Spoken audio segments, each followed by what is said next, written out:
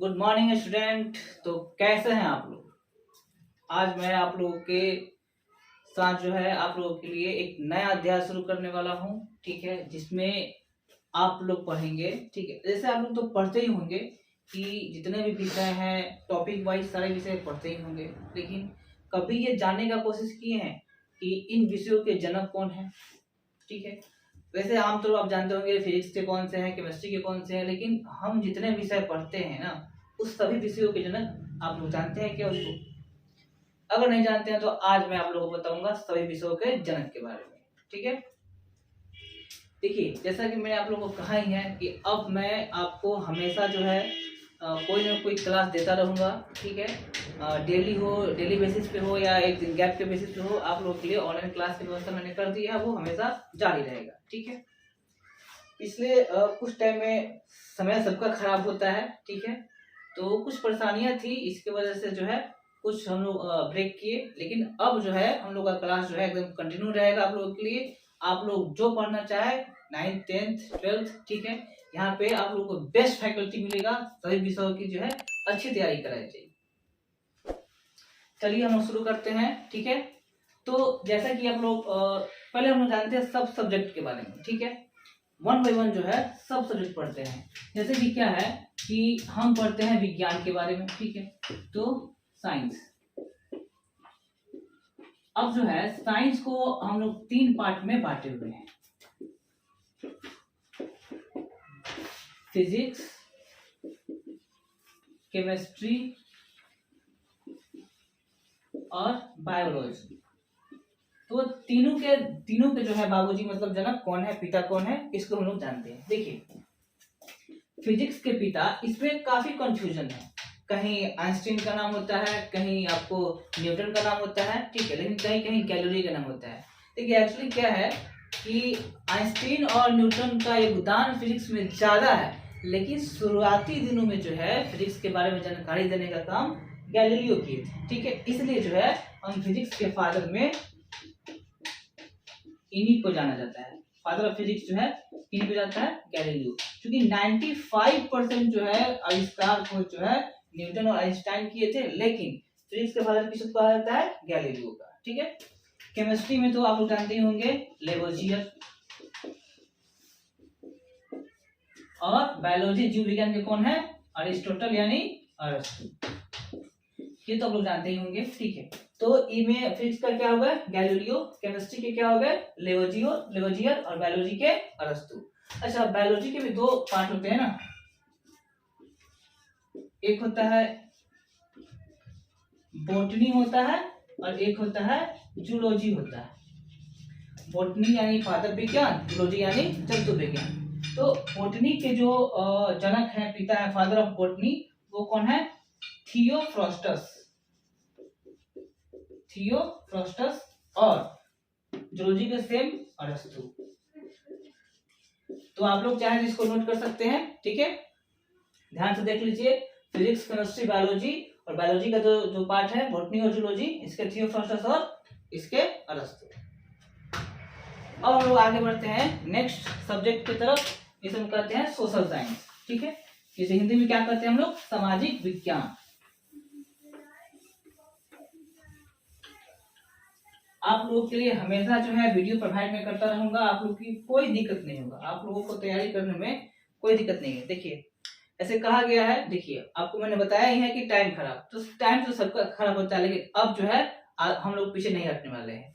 देखिए वाकिफ कहाँ जमाना हमारी उड़ान से, ध्यान से सुनिएगा आप लोग। वाकिफ कहाँ जमाना हमारी उड़ान से, वो और थे जो हार गए आसमान से। आइए हम लोग आगे हम आते हैं सामाजिक विज्ञान। जिस रफ्तार में हम लोग पहले पढ़ा रहे थे, अब जो है आप लोगों को उसी जो है एफर्ट के साथ सारी विषयों की तैयारी यहाँ पे अवेलेबल होगी। सोशल साइंस कहने वाले तो बहुत कुछ कहते हैं, लेकिन आप लोगों को घबराना नहीं है। सोशल साइंस देखिए, तो सोशल साइंस को 4 पार्ट में बांटा गया है जो हम लोग पढ़ते हैं। देखिए पढ़ना है तो ढंग से पढ़िए, ठीक है, किसी भी विषय को अगर पढ़ना है तो ढंग से पढ़िए, ढंग से जानकारी लीजिए, कहीं भी दिक्कत नहीं होगा। रटने उठने से कोई फायदा नहीं है, अगर समझ के पढ़िएगा तभी आपको फायदा मिलने वाला है। इसमें क्या आता है, हिस्ट्री, ज्योग्राफी, पॉलिटिकल साइंस और इकोनॉमिक्स। तो इतिहास, भूगोल, राजनीतिक विज्ञान और अर्थशास्त्र। तो हिस्ट्री का लगभग सबको पता होगा, हेरोडोटस, एपिडट लेते हैं बच्चे, ठीक है। ज्योग्राफी का कौन सा है, हिकेटियस। अच्छा ये बताइए कि ज्योग्राफी यानी भूगोल शब्द का सबसे पहले प्रयोग कौन किया था? भूगोल वर्ड का जो है सबसे पहले प्रयोग किया था इराटोस्थनीज, ध्यान दीजिएगा, इराटोस्थनीज किया था, ठीक है। पॉलिटिकल साइंस के अरस्तु है, जनक, और इकोनॉमिक्स के हैं एडम स्मिथ, ठीक।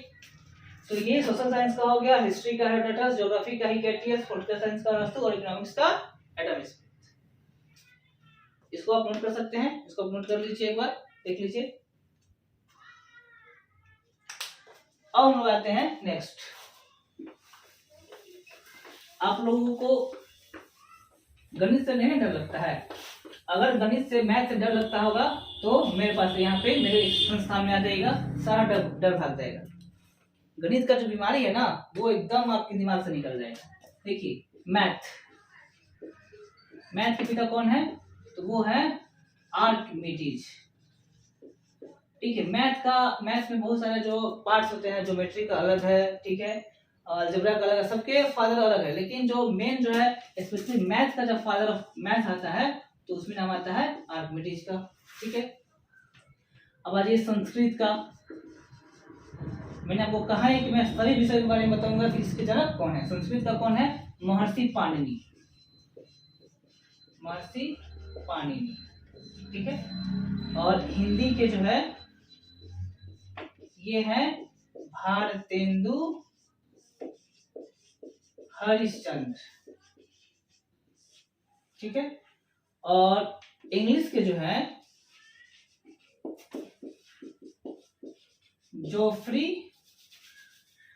ठीक से मैं लिख देता हूं, आपको उतारने में दिक्कत नहीं होगा, जोफ्री चौसर। और उसके बाद में और बच गया क्या? Math, Sanskrit, Hindi, English, science, social science, तो 3 4 7, हाँ ठीक है।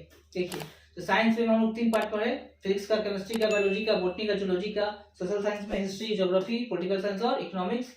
यहाँ पे मैथ का आर्किमिडीज, संस्कृत का महर्षि पाणिनि, हिंदी का भारतेंदु हरिश्चंद्र और इंग्लिश का जोफ्री चौसर, ठीक है। तो ये जो है टोटल ये हो गए सभी विषयों के जनक। तो देखिए पढ़ना है तो उसके बारे में पूरी जानकारी आप लोगों के पास होनी चाहिए। ये नहीं कि मतलब हल्का फुल्का जो पढ़ लिया, मतलब ब्याह पास पढ़ाई नहीं, आप लोगों को नहीं पढ़ना है। यहाँ पढ़ना है तो अच्छे से पढ़िए, ब्याह पास नहीं पढ़ना है आप लोगों को, ठीक है। तो आज के लिए इतना ही, मिलेंगे हम लोग नेक्स्ट क्लास में। Thank you.